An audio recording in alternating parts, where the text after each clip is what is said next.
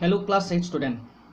Today I am going to start a new lesson on from geography, that is agriculture.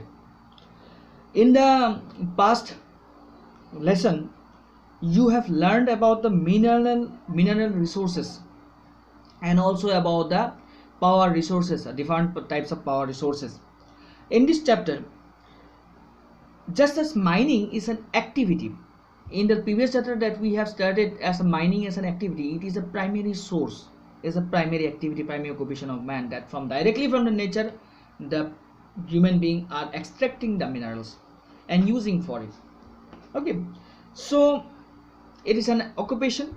So agriculture is also another economic activity or occupation that many people undertake to earn their living.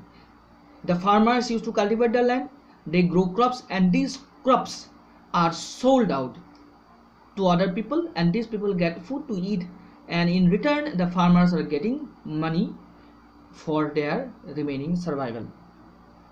So people transform the natural resources on the earth into man-made resources. So human is also called as human resource, as they have the skill to transform the resources into different types of substances. So it is known as primary activity. Extracting iron ore, growing crops, forestry, lumbering, these are primary activities. So let's start in detail about agriculture. You see, we know that agriculture, by cultivating certain plants or crops, harvesting the land and getting the crops. So this is agriculture. But agriculture into some other things, not only cultivating of plants. It is a farming or cultivation of land. Farming or cultivation of land, growing of crops, fruits and vegetables, and the rearing of livestock. So rearing livestock is also included in agriculture. So rearing of livestock, what is the meaning of it? People used to keep animals like cows for milk, goats for flesh, sheep for wool. So this is also a kind of, these are also a kind of agriculture. These are included in agriculture.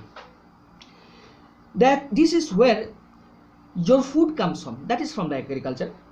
The practice of agriculture started very long back, from time immemorial, but calculation according to history, that is about 10,000 before the Christian era, 10,000 years before the Christian era. So when humans started to grow some plants and domesticated animals together to fulfill their basic needs. So these two things coming together, domesticating the animals and cultivating some plants, planting some plants, together comes. So agriculture, in agriculture also rearing of livestock included. So as this system could feed many more people, so a farmer can feed hundreds of people. Okay, so the status of a farmer is very high. It's gradually displaced the hunting and gathering for food by early man. People before, the people used to earn their livelihood by hunting animals, by going gathering food day to day and living in a branch of a tree. So but now when people, they got a fixed place, cultivating land in a fixed place, domesticating their animals, they keep their livestock and used to live their livelihood in a village or in a community.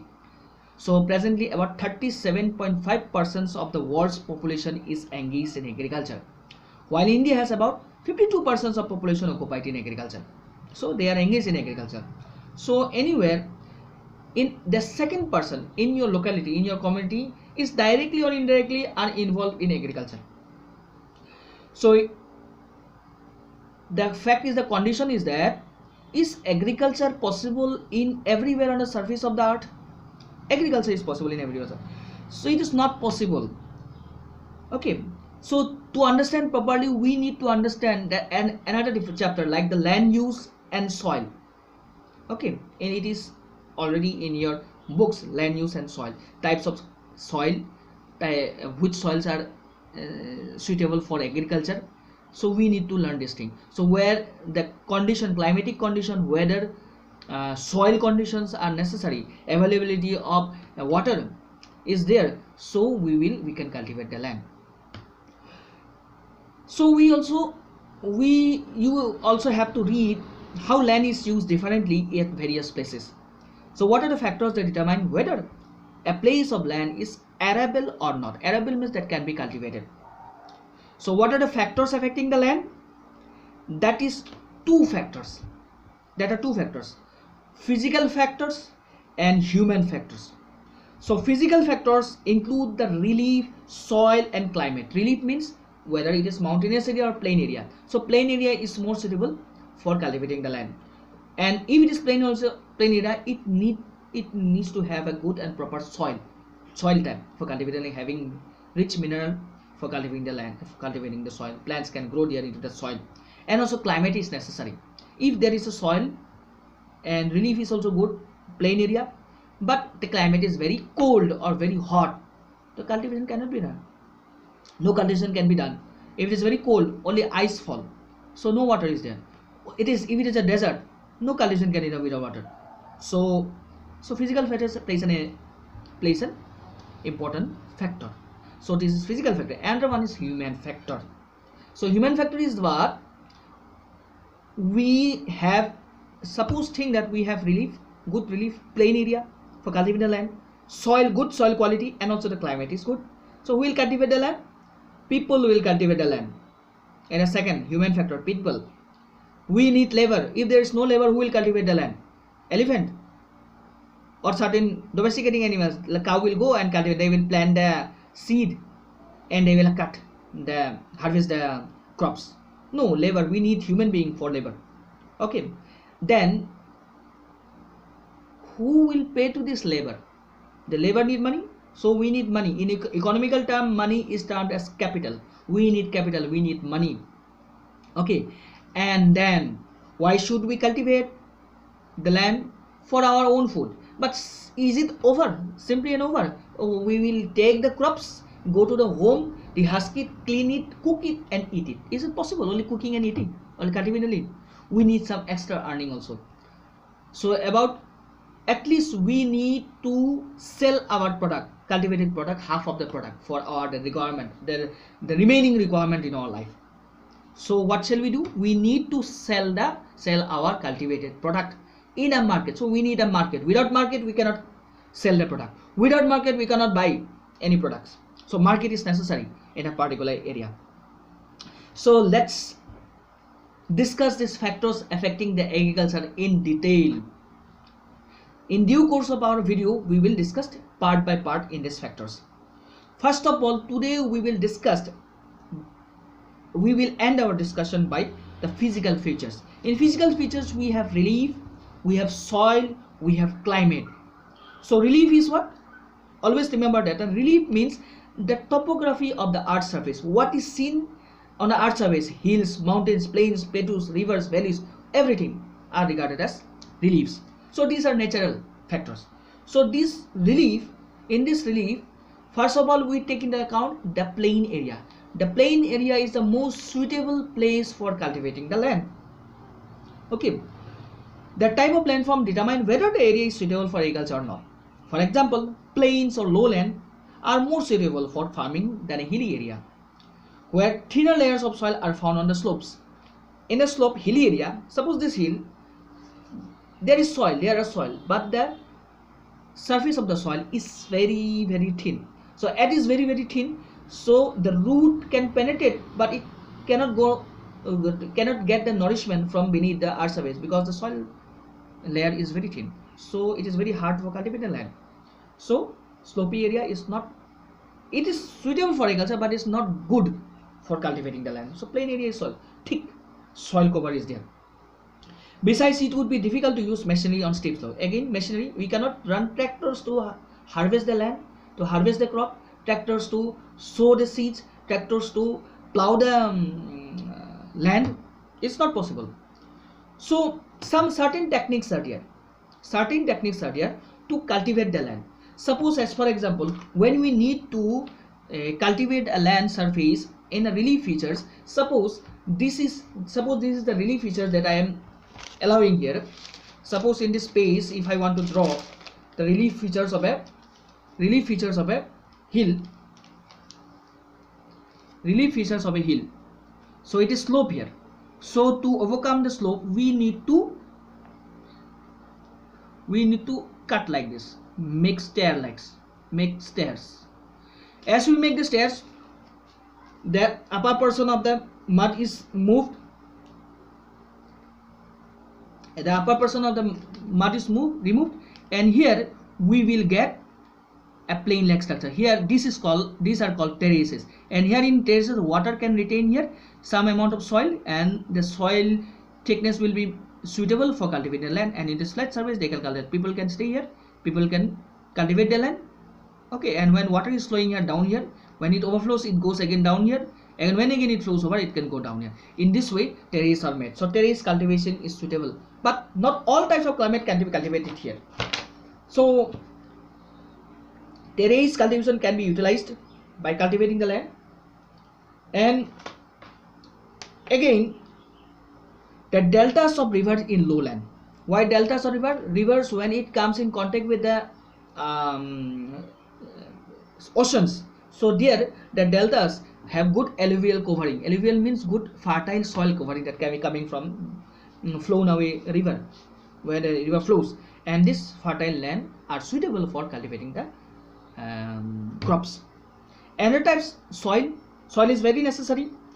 So the types of soil will determine the types of crops that we will cultivate. For example, deep, fertile and well drained soil are perfect for the farming of most crops. Well drained soil means, now you see floods are there. Why?